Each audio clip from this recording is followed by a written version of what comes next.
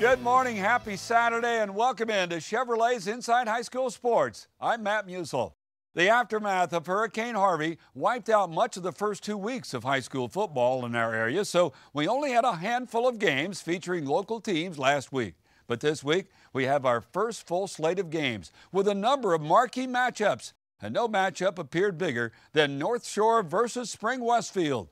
Both programs reached the regional finals just a year ago. And now they kick off the 2017 season in our Quicken Loans Game of the Week. The boys from the north showed up. Hold up. I said, Maid. Hold up. Hold up. The atmosphere is electric as Perennial powers Westfield and North Shore kick off the season. Early on, North Shore's Isaac Serta swings it out to Trevian Bandy, and Bandy has plenty of room to run. It's a 15-yard pitch and catch for the North Shore touchdown. Westfield answers through the air, though. Terrence Gibson throws up a jump ball for James Young, and check out the athleticism by Young to go up and grab it. Westfield up 9-7. The first half of this one becomes a good old-fashioned shootout. Serta airs it out for Ralph Davis. 28 yards and a touchdown, and North Shore goes up 13-9 after one. Westfield marches right back down the field, and Gibson does it with his feet this time. 3 yards and a touchdown, and Westfield goes back up 16-13. More Westfield now. Gibson looking deep downfield, connects with Ali Walter. It's a 48-yard touchdown pass, and it's 23-13 Westfield. Westfield would score 21 unanswered points in the second quarter. Rayshawn James takes the handoff. He goes 7 yards for the touchdown, and Westfield goes up 30-20 at halftime. In the second half, the Westfield defense gets in on the party. Nick Brown scoops up the loose ball. He'll take it to the house. An impressive season-opening win for Westfield. 37-20 is the final. We head to Katy ISD's sparkling new Legacy Stadium, where Maid Creek and Nimitz get the honor of christening the new $70 million facility. And what an opener it is. Nimitz jumps on the board first as Deontay Stanley plows his way into the end zone for a Cougars touchdown, his first of 4 on the night. You think Maid Creek is excited about the new digs, though? Rams quarterback Keontae Fiacapua rolls left and then goes deep downfield for Ikene Ensuedo. He trots into the end zone for the Maid Creek touchdown. More Maid Creek. Fiacapua looks to air it out again, this time looking for Jalen Strong. The pass is tipped, but what amazing concentration by Strong. He hauls it in, stays in stride, he takes it to the house, and the Rams go up 31-28 at halftime. In the third, nice play call from Nimitz. The inside give to Darius Griffin, and he scampers down the sideline for the touchdown as the Cougars regain the lead. Nimitz leads by 10 late, but Maid Creek doesn't quit. Strong finds the end zone from 5 yards out to cut the lead to 48-45. Same score with 9 seconds left. Ball on the 1. Fiacapua on the quarterback keeper. He'll muscle his way into the end zone for the winning score. 6 total touchdowns for Fiacapua. And how about Maid Creek opening Legacy Stadium with an amazing 51-48 win over Nimitz?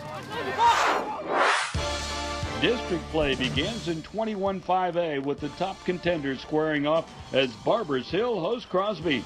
In the first quarter, Eagles up 7-0 when Crosby quarterback Jaden Howard rolls left and finds Rooney Woodard in the end zone. It's a 25-yard TD toss, and we're tied up at 7s.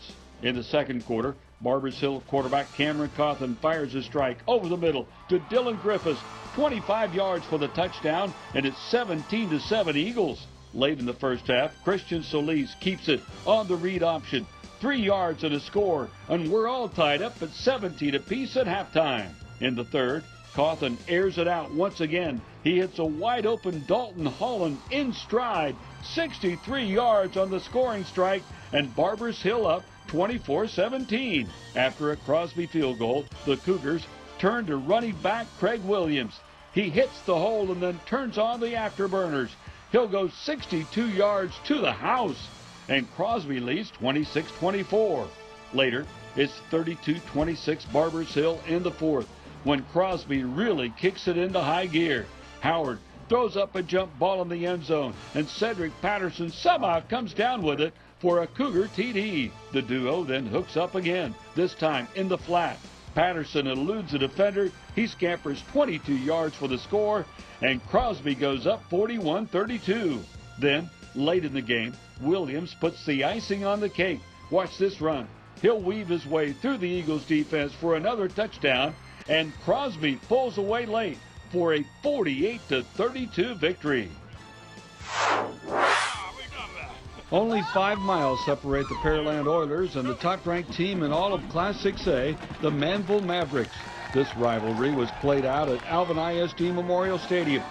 Jalen Preston getting the start at quarterback for the Mavs as the coach's son, Kason Martin, broke his hand at practice this week. Preston, who normally plays receiver, scored from 10 yards out to open the scoring at the 7-0 Mavs. Manville with the ball now on the 47-yard line of Pearland. Early second quarter. Preston again gets loose. 44 yards he'll go this time, all the way down to the 3-yard line. Let's call out somebody else's number, Coach Kirk Martin. Garrison Johnson takes the ball. He scores to make it 21-0 Manville at halftime. Manville kept it going in the third. Ladarius Owens would taste the end zone as number 21 races in for the score, 35-0 Manville after 3. In the fourth quarter, the Mavs would add to that lead on a 4th and 20 play. Check out the pass play, good for 6 more, and Manville rolls in this one over Pearland, 45-7. Cinco Ranch taking on Memorial Friday night, and Brant Keithy has a big night. He'll hit pay dirt here. He had 3 touchdowns on the night for Cinco Ranch. Later, teammate Justin Hall finds the end zone. He had 2 touchdowns on the evening, and Cinco Ranch rolls over Memorial, the final 47-10. The Marshall Buffaloes travel to Klein to take on the Bearcats Friday night, and Klein quarterback Grayson Lembeck connects with Matt Chester in the end zone, but he drops it, and they have to settle for 3. It's 3-0 Bearcats. After the Klein defense comes up with an interception, they work the ball down to the 9-yard line, where DeAnthony Sims scores to make it 13-0 Klein, and Klein goes on to beat Marshall 27-7. All right, so much great action last night, but don't go away. We have plenty more highlights to come, including a marquee Thursday night clash. And we'll have the story of a group of hard-working young ladies at Tomball Memorial.